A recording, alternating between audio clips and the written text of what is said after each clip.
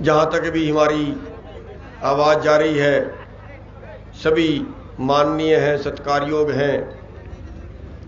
साथियों, 3 कानून तो अब बने हैं, इसके पहले की भी हालत कौन सा हमारी अच्छी है। ये है कि पहले से हम खींच खींच के साथ ले रहे थे, 3 कानून और बना दिए, स्ट्रेचर पे चले जाएंगे। 1 कानून और बनेगा, वो हमारी डेथ के वारंट होंगे। जब से देश आजाद हुआ तब से आज तक का आंकड़ा हमें देख लेना चाहिए। कोई कंपनी होती है 3 महीने में हिसाब करती है, कर्मचारी होता है महीने में हिसाब करता है, लेकिन हम खेती करने वाले जब से पैदा हुए हैं तब से आज तक हिसाब ही नहीं किया, चल रहे हैं। देश को आजाद इसलिए करवाया कि हमारे देश को अंग्रेज लूट रहे हैं और लूट लूट के बाहर ले जा रहे हैं। अपने देश को बचाना है, सबको समानता का अधिकार होगा, सब एक जैसे होंगे, सबको सुख सुविधा होगी। लेकिन क्या हो गई? क्या देश लूटने से बच गया? आज वो बाबा रामदेव, वो जो आंख सी बंद बंद करके बात करता था, वो कहता था 400 लाख करोड़ बाहर जमा है, आएगा तो एक एक गांव के हिस्से में 2-2 करोड़ आएगा। और मोदी ने तो उससे भी बड़ा गोला छोड़ दिया कि जो बाहर से पैसा आएगा 15-15 लाख आएगा एक एक हिस्से में। आ गया, चलो आना जाना तो गया भाड़ में। पर हमारा सवाल ये है कि वो पैसा किसका है? क्या वो भी अंग्रेजों ने लूटा या हमारे देश के दुष्टों ने लूटा? अरे वो तो है। आज क्या उत्तम खेती बची? अरे जब उत्तम खेती बची नहीं, जब हमें आजादी का नुकसान हो गया, फिर हम क्यों मरे थे आजादी के लिए? हमने क्यों कुर्बानियां दी थी? अरे जितने देश को आजाद कराने के लिए फांसियों पे चढ़े, उनमें एक पूंजीपति का बेटा दिखा दीजिए, अंबानी अडानी का, टाटा बिरला का एक बेटा दिखा दीजिए। और सारे इन किसानों मजदूरों के तो थे। अरे बन गए राष्ट्रवादी। अरे इन्होंने तो आरएसएस वालों ने तो 60 साल तक अपने दफ्तर पे तिरंगा नहीं लगाया, 60 साल तक। साथियों, हमने हिसाब लगाया ही नहीं, हम तो कोल्लू के बैल की तरह चल रहे हैं, बस चल रहे हैं। हिसाब लगाइए, अगर घाटा हो तो लड़िए, अगर मुनाफा हो तो खेती करिए। साथियों, जब देश आजाद हुआ तब देसी भाषा में समझा दूं, अगर देश की जीडीपी जिसको बोलते हैं, देश का कारोबार जिसको बोलते हैं, उस देश के कारोबार में अगर 100 रुपए देश कमाता था तो 60 रुपए हिस्सा खेती का था। और आज अगर 100 रुपए देश कमाता है तो 10 रुपए खेती का हिस्सा है। या दूसरे शब्दों में ये मानिए, आज पूरे देश के किसानों के पास 100 रुपए में केवल 10 रुपए हिस्से आ रहे हैं इनके। और अभी इनके पेट में दर्द है, अभी राजी नहीं है, अभी सब्र नहीं आया। अभी तो केवल पिछले 20 साल में 3.5 से 4 लाख किसानों ने आत्महत्या की है। ये कहते हैं बहुत कम है, ये तो सारे ही मर जाने चाहिए, इनको तो जरूरत ही नहीं जिंदा रहने की, कीड़े मकोड़े हैं ये। साथियों, अभी 10% नहीं बचेगी। अभी जो कानून बना रहे हैं ना, ये कहते हैं इस खेती करने वालों के पास सिर्फ 100 रुपए में 6 रुपए रहने चाहिए, इसलिए ये कानून बनाए। अगला एक कानून और आएगा, अभी यहां सब्र नहीं है, आगे खेती भी कारपोरेट करेगा। साथियों, कैसे जिंदा बचोगे समझाओ मेरे को। क्या फायदा हुआ हमें आजादी का? हमने कर्जा ले लिया फसल पैदा करने, हमने तो मांगा ही नहीं कर्जा। हमने कब मांगा था कर्जा दे दो हमें? 1965-66 के अंदर यही स्वामीनाथन, जो आज MS स्वामीनाथन की हम बात करते हैं, ये उस वक्त के वैज्ञानिक हैं। उस वक्त इनकी जिम्मेवारी लगाई थी कि देश में अनाज पैदा कैसे करवाना है, एजेंडा दिया था इनको, और इन्होंने कहा था किसानों को कर्जा दे दो। तब कर्जा लिया था हमने। हम तो बैलों की खेती करते थे, इन्होंने कहा हम कर्जा देते हैं, ट्रैक्टर ले लो। हमने ट्रैक्टर की खेती शुरू करी, हमने ट्यूबवेलों की खेती शुरू की और कर्जा चढ़ता गया। और हमारा आज हमारी कमाई का आधा हिस्सा बैंकों को ब्याज में जा रहा है। हिसाब लगा के देख लेना साथियों, हमें क्या फायदा हुआ ज्यादा अनाज पैदा करने का? जब पहला भाव तय हुआ, अगर उससे हम बाजार की तुलना कर लें, 1967 के साल में पहला भाव तय हुआ है, अगर हम 70 से भी मान लें, जिस कर्मचारी की 1967 में 100 रुपये तनख्वाह थी ना, उसकी आज 40,000 हो गई, 400 गुना बढ़ गई। व्यापारी की आमदन 1,000 गुना बढ़ गई। लेकिन आपके भाव अगर हम गेहूं से तुलना करें तो 28 गुना बढ़ा है।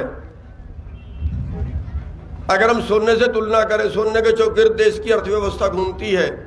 सोना धुरी माना जाता है देश की अर्थव्यवस्था का। 1970 में 2.5 क्विंटल गेहूं का 1 तोड़ा सोना आता था। 184 रुपये भाव था सोने का और 72 रुपये भाव था गेहूं का। 2.5 क्विंटल का 1 तोड़ा सोना था। अगर आज आप 1 तोड़ा सोना खरीदोगे तो कितने का आएगा? 25 क्विंटल गेहूं का। और 25 क्विंटल का तब आएगा अगर MSP मिले, और अगर 1600 में बिके फिर नहीं 25 क्विंटल का आएगा। साथियों कहाँ खड़े हैं हम? फिर 30 क्विंटल गेहूं का आएगा। अगर आज भी 2.5 क्विंटल का 1 तोड़ा सोना आता है तो हम बाजार के बराबर खड़ेंगे, तो हमारा लेवल बाजार के बराबर होगा और आज भी उत्तम खेती हो जाएगी। हमें क्या फायदा हुआ देश को कुर्बानियां देने का देश के लिए? पिछले मैं बता हटा हूं 3.5 से 4 लाख किसान पिछले 20 साल में मर गए। कितना कर्जा? केवल 7-7.5 लाख करोड़ का कर्जा है। अगर एग्रो इंडस्ट्री का कर्जा अलग कर दे तो जितना खेती पे कर्जा बता रहे हैं उसमें आधा एग्रो इंडस्ट्री का है, आधा खेती का है। और इतने कर्जे में 3.5-4 लाख किसान मर गए और इससे 2 गुना कर्जा बैंकों का पूंजीपतियों ने मार लिया। आज 15 लाख करोड़ है जिसको NPA बोलते हैं। 15 लाख करोड़। 15 लाख करोड़ में एक भी पूंजीपति मरया हो तो बता दो, एक भी पूंजीपति ने आत्महत्या करी हो तो बता दो, एक भी पूंजीपति जेल में गया हो तो बता दो। क्या ड्रामा क्या है ये? 2 तरह के कानून कैसे हैं हमारे देश में और हम चुप क्यों हैं? अरे कब लड़ोगे? सब कुछ बर्बाद हो जाएगा तब लड़ोगे? आखिर क्यों? किसके भरोसे बैठे हैं चुप हम? कौन आएगा हमारे लिए लड़ने के लिए? कहते हैं जो अपने लिए खुद कुछ नहीं करता ना, उसके लिए खुदा भी कुछ नहीं करता। और जो अपने लिए लड़ता है ना, कहते फिर हिम्मत मर्दा मदद खुदा। अगर आप लड़ने के लिए हिम्मत करोगे ना तो ऊपर वाला भी साथ में खड़ जाता है आके। आज देख लीजिए कितने षड्यंत्र बीजेपी ने इस आंदोलन के खिलाफ लड़े हैं। वो ऊपर वाला, वो परवरदिगार मदद कर रहा है, उनके सारे षड्यंत्र फेल हो गए। आज आप जाके देखो ना, हम तो इसको धर्मयुद्ध बोलते हैं और उन धर्मों को तीर्थ स्थान बोलते हैं। आज आप किसी तीर्थ स्थान पे चले जाइए, मैं बात कर रहा हूं कि परमात्मा कैसे मदद करता है। आज आप किसी तीर्थ स्थान पे चले जाइए, हर चीज का रेट सोया मिलेगा।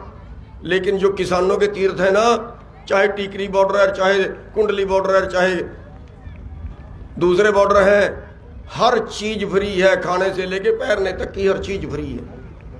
इससे बड़ा तीर्थ स्थान क्या हो सकता है? साथियों, ये धर्म युद्ध है। धर्म युद्ध ये केवल पैदा करने वालों के लिए नहीं, केवल किसान की लड़ाई नहीं है, किसान ने तो शुरू की है। साथियों, उन लोगों पे भी तरस खाइए, उन लोगों तक भी अपनी बात पहुंचाइए।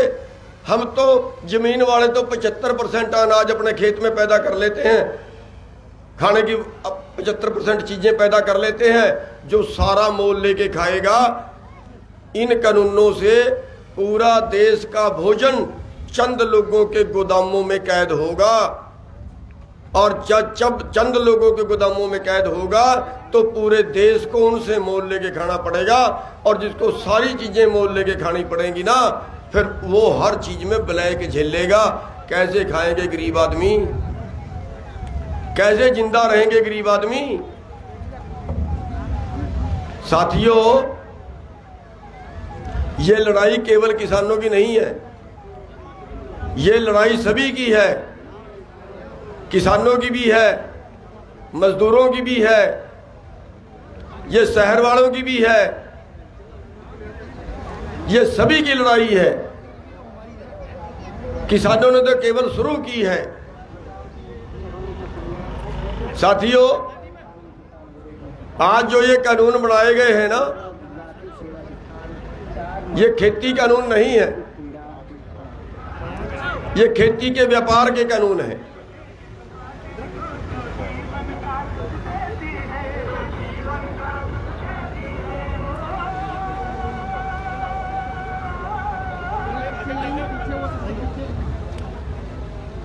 आज जो ये कानून बनाए गए हैं, हमारे देश की सरकार WTO में शामिल हो गई है, विश्व व्यापार संगठन में शामिल हो गई है। आज पूरी दुनिया का व्यापार इकट्ठा हो गया है। अमेरिका जैसे देशों के दबाव में आज पूरी दुनिया का व्यापार इकट्ठा है, और हमारे देश की सरकार भी विश्व व्यापार संगठन में चली गई है। और उसके तहत शर्त है, उसके तहत पहली शर्त है कि किसी भी देश की सरकार, भैया बैठ जाओ, थोड़ी सी सुनने वाली बात है, बैठ जाओ। बहुत धन्यवाद आपका, बहुत धन्यवाद। साथियों, आज हमारे देश की सरकार WTO में चली गई है, और उसमें पहली शर्त यह है कि किसी भी देश की सरकार अपने देश के किसानों को वर्ल्ड मार्केट से ज्यादा भाव नहीं दे सकती। और उसी के तहत, उसी से भागने के लिए ये कानून लाए गए हैं। हरियाणा और पंजाब से खरीद बंद करने के लिए शांता कुमार कमेटी ने रिपोर्ट दे दी है, बंद करिए यहां से।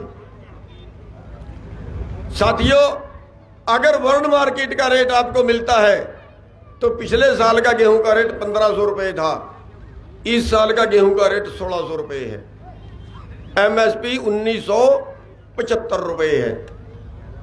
फिर आपको MSP नहीं मिलेगा। मक्के का रेट 1100 रुपए है,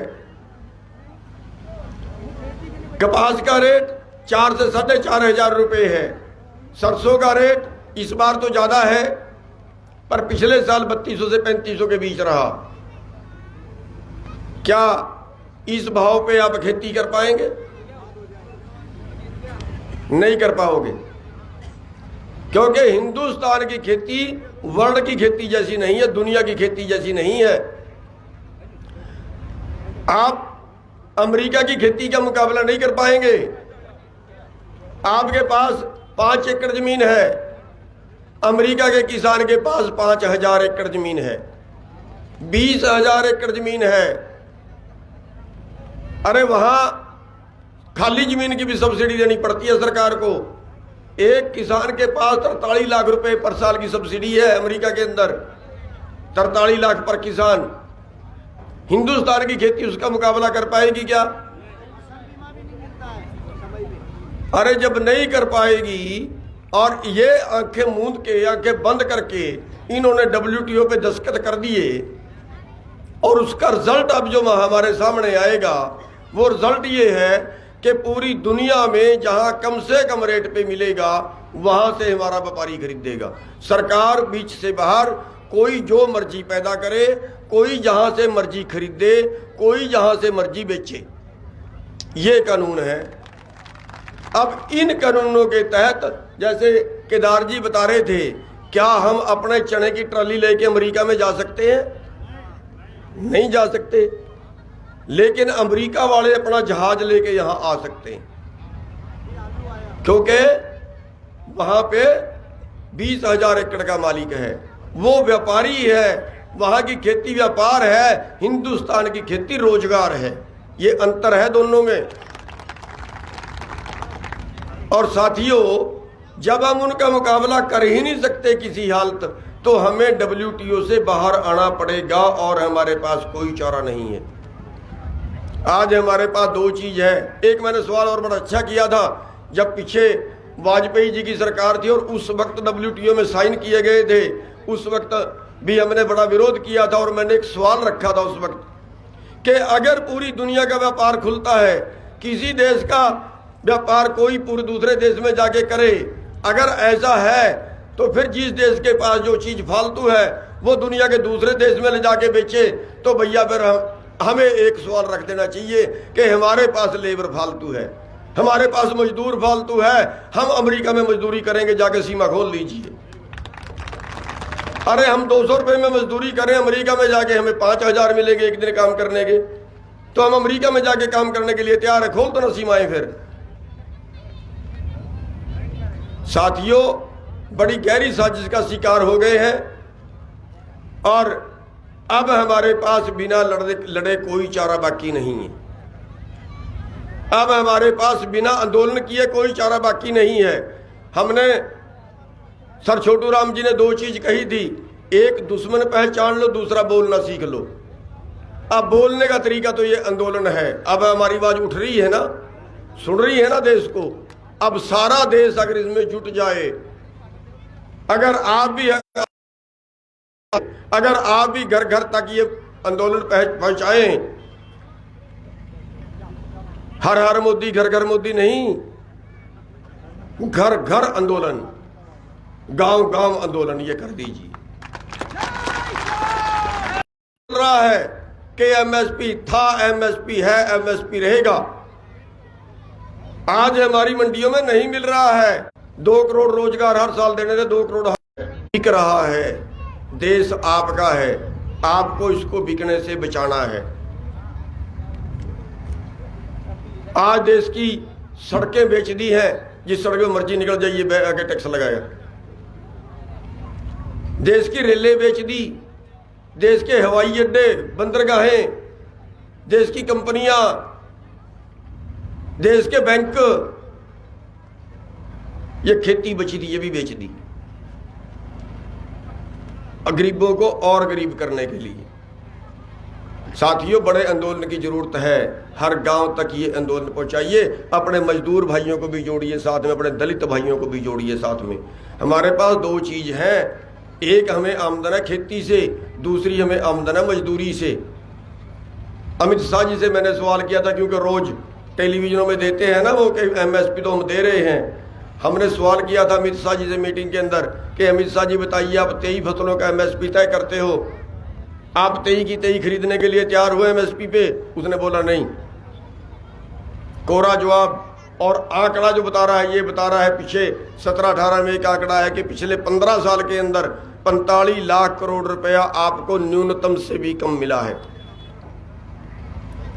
और आज हमारा टोटल कीमत बढ़ती है 23 फसलों की 17 लाख करोड़, और हमें मिल रहा है करीब 13 लाख करोड़। 4 लाख करोड़ हमें न्यूनतम से कम मिल रहा है। और हमारी मजदूरी, आपके जो पढ़े लिखे बच्चे शहर में मजदूरी करने जा रहे हैं, कोई फैक्ट्री में जाता है, कोई छोटी कंपनी में जाता है, कोई कहीं और जाता है, उनको मजदूरी मिल रही है 6,000 से 7,000 रुपये, और अनस्किल्ड की मजदूरी भी 9,500 के करीब है। 1/3 कम मिली हमें मजदूरी भी।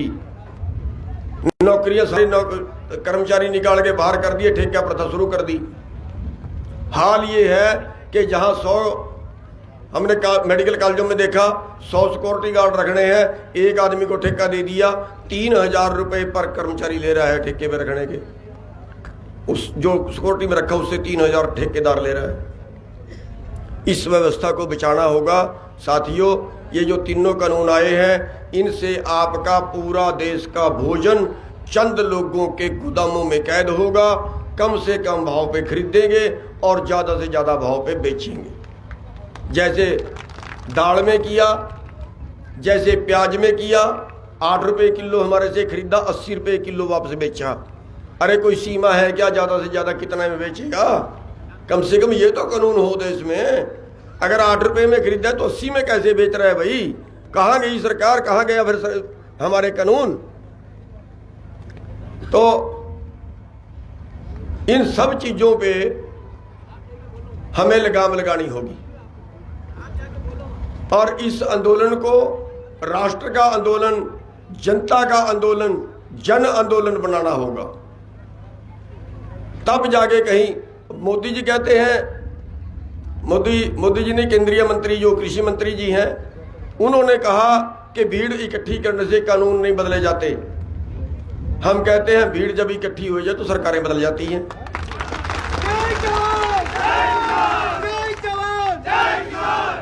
और उनको जनता की ताकत दिखाने की जरूरत है। साथियों, मैं आपसे बेनती ये करूंगा कि हर गांव में संगठन खड़ा कीजिए, जगह जगह यात्राएं निकालिए, लोगों को जोड़िए।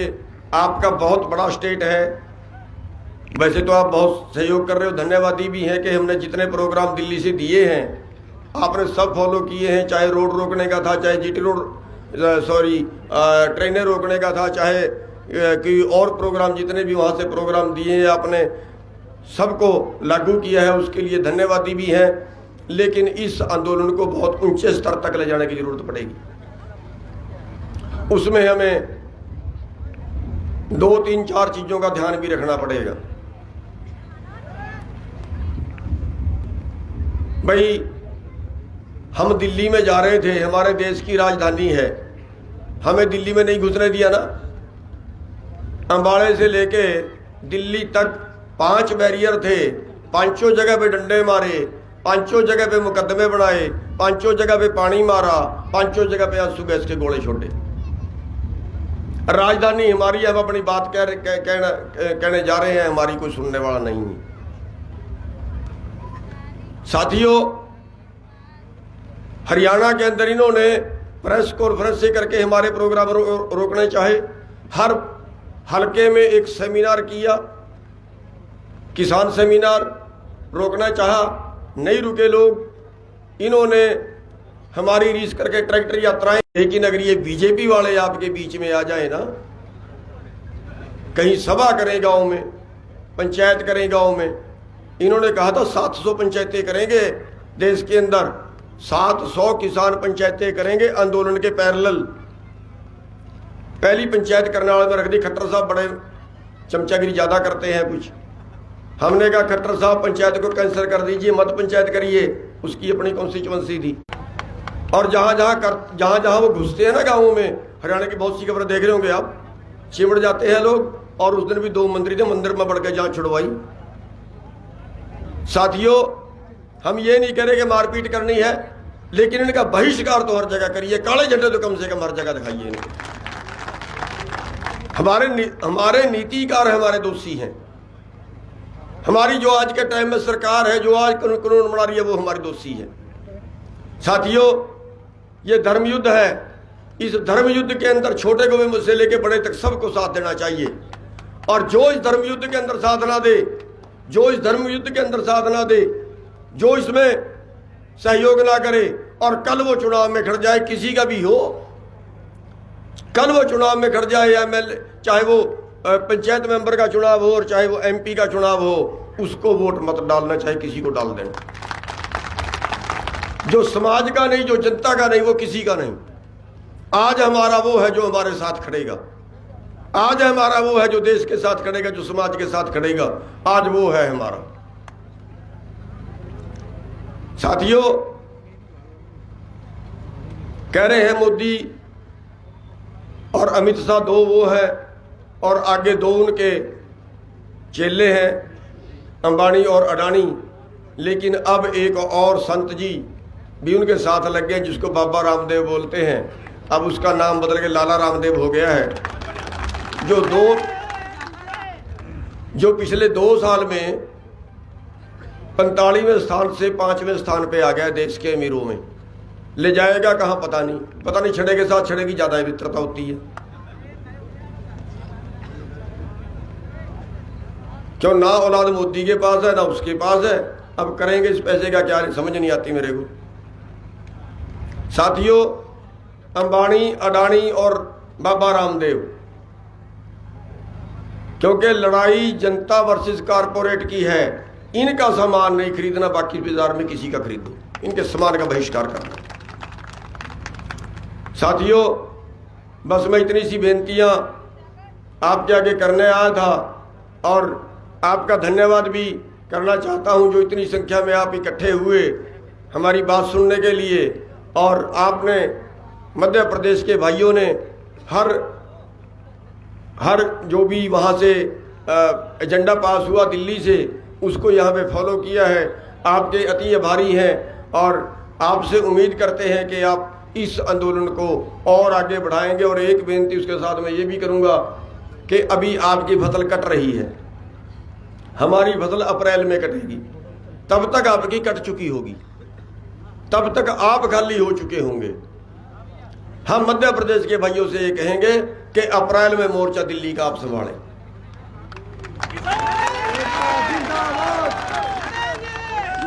अप्रैल का मोर्चा हम मध्य प्रदेश के भाइयों को देना चाहेंगे।